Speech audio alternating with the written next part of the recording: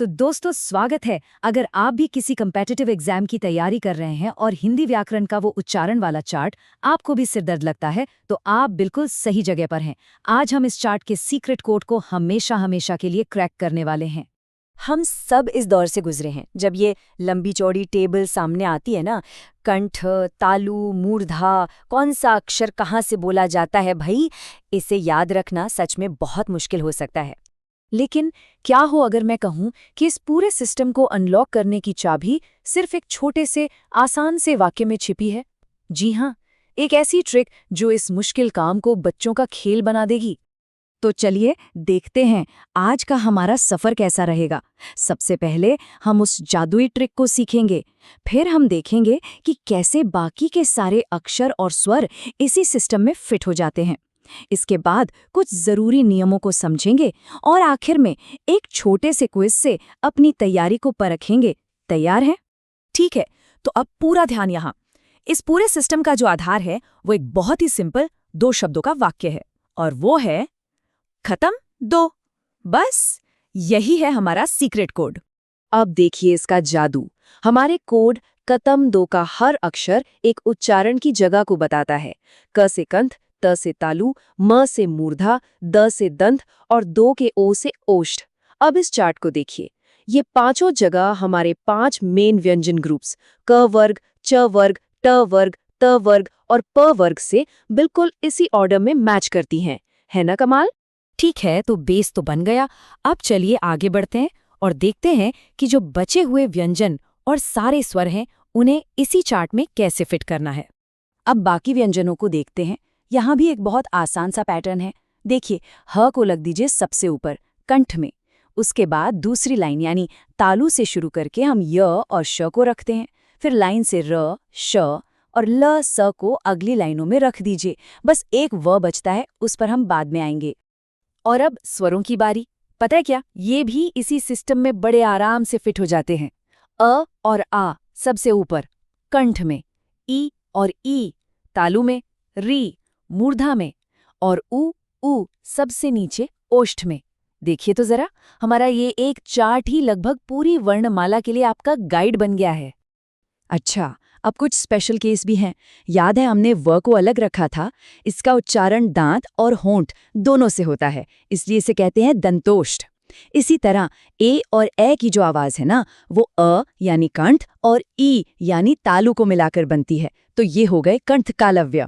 और ओ औ की आवाज अ यानी कंठ और उ यानी ओष्ठ से मिलकर बनती है, तो ये हुए कंठोष्ठ। सिंपल। चलो अब एक और लेवल ऊपर चलते हैं जो एग्जाम में अक्सर पूछा जाता है। मतलब हवा के बहाव और गले में कंपन के आधार पर अक्षरों में क्या फर्क होता है। प्राण का नियम तो और भी आसान है और ये हमारे उसी चार्ट पर बेस्ड है। अल्प प्राण के लिए आपको बस चार्ट के पहले, तीसरे और 5वें कॉलम के अक्षर याद रखने हैं, और जो बच गए मतलब दूसरे और चौथे कॉलम, वो सब महाप्राण हैं। अब इसमें एक छोटी सी बात और जोड़ लीजिए जो परीक्षा के लिए बहुत जरूरी है। अल्प प्राण में कॉलम 1, 3, 5 के साथ साथ सारे अंतस्थ व्यंजन यानी य, र, ल, व और सभी स्वर भी आते हैं। वहीं महाप्राण में कॉलम 2 और 4 के साथ सारे ऊष्म व्यंजन यानी श, श, स, ह शामिल होते हैं। इसे जरूर याद रखिएगा। देखा, हमारा एक ही मास्टर चार्ट फिर से काम आ गया। अब घोष और अघोष का नियम समझते हैं। चार्ट के पहले 2 कॉलम अघोष हैं और आखिर के 3 कॉलम घोष हैं। और एक बहुत जरूरी बात, सभी स्वर भी घोष होते हैं। तो अब जब सारे नियम और ट्रिक्स हमें पता चल गए हैं, तो क्यों ना अपनी तैयारी को परखा जाए। चले, अब असली टेस्ट की बारी है। देखते हैं कितना याद रहा। पहला सवाल, व्यंजन ट का उच्चारण कहाँ से होता है? अपनी कतम दो वाली ट्रिक याद कीजिए, सोचिए।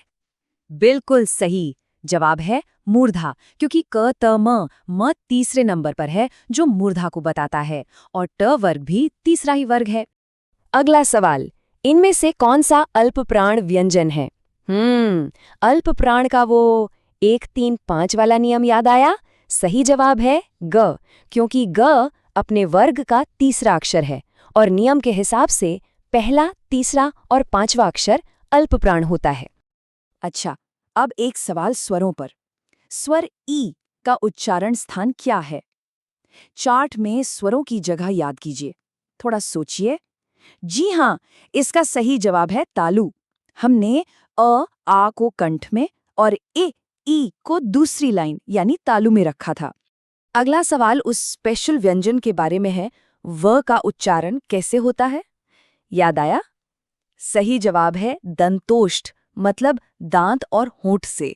ये उन स्पेशल केस में से एक है जिन्हें याद रखना बहुत जरूरी है।